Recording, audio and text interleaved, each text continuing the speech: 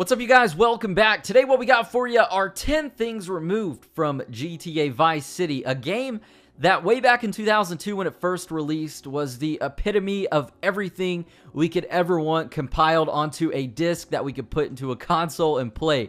From the amazing scenery and location, the vibrant colors, characters, and the storyline, this game definitely revolutionized the video game franchise. And believe it or not, out of every GTA game, Vice City was changed really the least from the beta version to the final version. With the exception of major map changes, everything else was minor, and everything we have in the game was pretty much there from the get-go, which is pretty cool. So if you guys have been enjoying the series so far, be sure to give it a thumbs up. I'd like to challenge you all to 2,000 likes if you guys would like to see me conclude the series with 10 things removed from GTA Vice City stories and Liberty City stories. So that said, here we are with 10 things removed from GTA Vice City.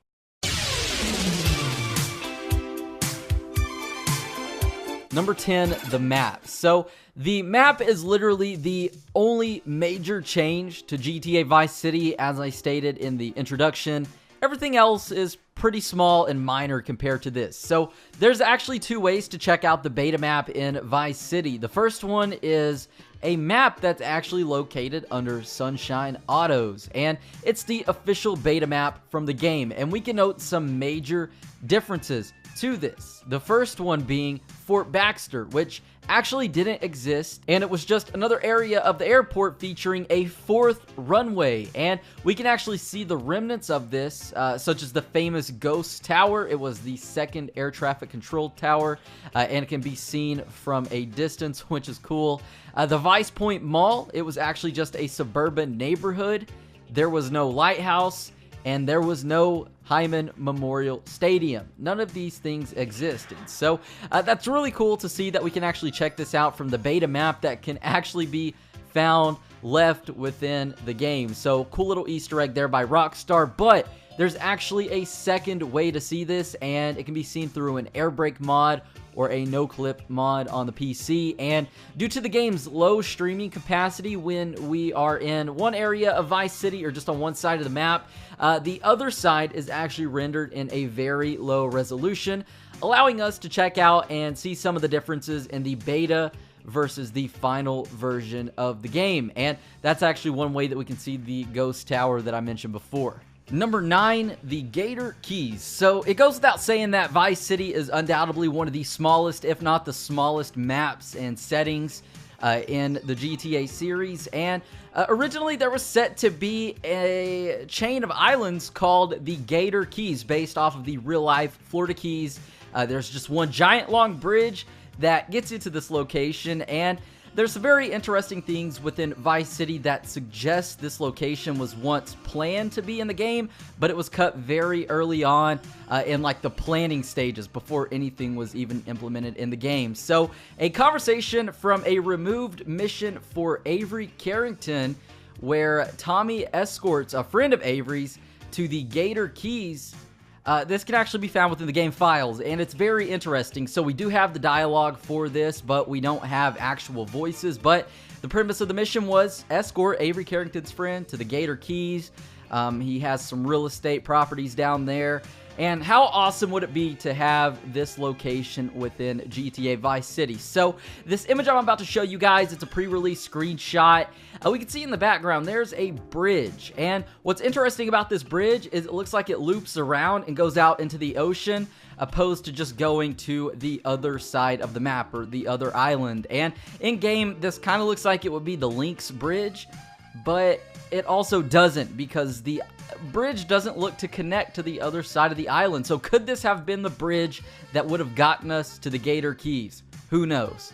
That actually brings us to number 8, the Everglades, a real-life swampy region that's rather close to Miami, Florida. It amasses over 1.5 million square acres. Now, this is a location just like the Gator Keys that probably never made it past the planning board with Vice City. So it was never implemented in the game, never drawn up. But there is a texture within the game files called Everglades 2 for a piece of grass or a weed. I know it's big news right there, but I just did want to include this in the video because I did find it rather interesting that maybe at one point Rockstar did have a concept for the Everglades in Vice City, but did decide to remove it from the final version of the game.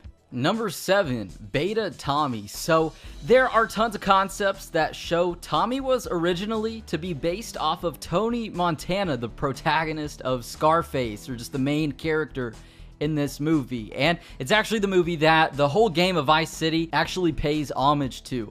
There are also a couple different appearances for Tommy as well. There's the alpha and beta appearances where Tommy actually features a short, fatter stature and also like a younger, less detailed version of the final version of himself.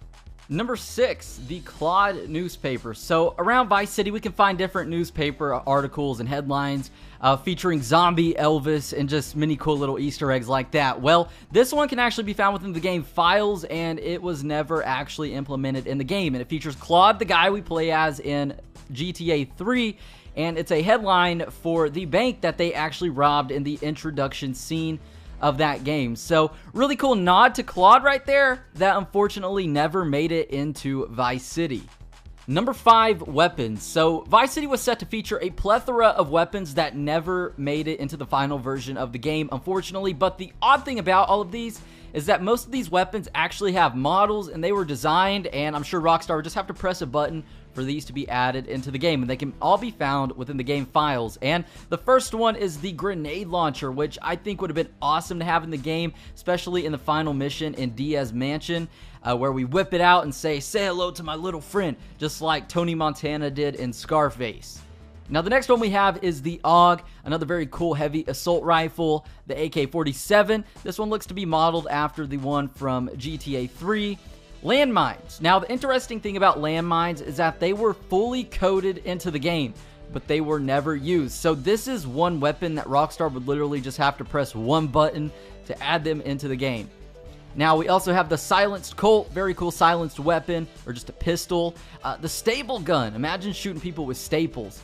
The short MP5. The heads-up display icon for this one can actually be found in the game, and also it can be seen briefly in the opening cutscene at the docks. And last up, we've actually got the taser, and the taser would be a cool weapon to have, just going around tasing people for no reason whatsoever. But those are actually some cut weapons from GTA Vice City.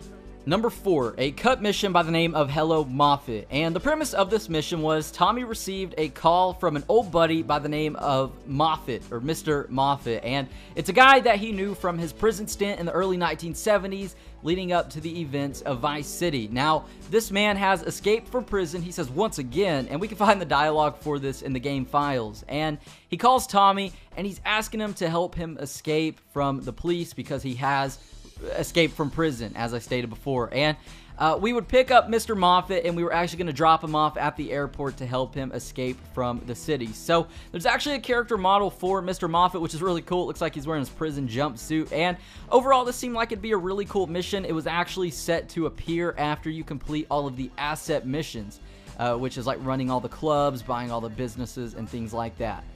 Number 3, Apartment 3C. So this location is known for being a really cool Easter egg within Vice City and a reference to a scene from Scarface, but this was actually set to be the location of a mission given to us by Sonny Forelli over the phone, but it was actually later cut from the game. And after we completed this mission, it was actually set to become a safe house. So imagine how cool this safe house would be to live in, and I just think it would be really cool. But also, I think what Rockstar ended up doing, just by throwing in this secret room in this secret building that nobody would know about unless you were investigating the map, I think that is a little better than using this location for a mission. Number 2, police cars. They actually featured a completely different look. In the beta version, they were white with a different livery. They had some horizontal stripes on them and said Vice City. And like I said, a lot different than the final version of the police cars we have that are actually green, which I like most of the beta stuff I talk about, but in this case, I actually like the final version of the police cars. And number 1, characters. So there is a magnitude of characters that were changed in the final version of the game, and the first one is actually a prostitute that was removed from the game. She was a blonde-haired girl with pigtails, and she wore a red skirt. She was set to appear in the downtown areas and actually dance in the Malibu Club, and this can actually be shown or seen in a couple different trailers for Vice City. Now, the next character is Lance Vance, and he originally wore a purple suit with a black undershirt according to the concept art for him. Also, Eddie Murphy was actually planned to voice Lance Vance and was a major inspiration for what Lance would have looked like if he would have been based off of Eddie. This can actually be seen in a couple different sketches for Lance. Kent Paul originally had a totally different character model. He looked really weird. And I'm glad that the character model we have now is the one that stuck, because this one's actually pretty cool. And lastly, we've got Ken Rosenberg. He was changed up a bit. He wore a light pink suit and actually had a yellow undershirt, and he was originally intended to be older. This is another one of those things we've learned from early on sketches of Ken Rosenberg before he became the character who he is today in the final version of the game. So with that said, that's actually 10 things removed from Vice City. Hopefully you guys did enjoy the video. If so, I'd like to challenge you all to 2,000 likes.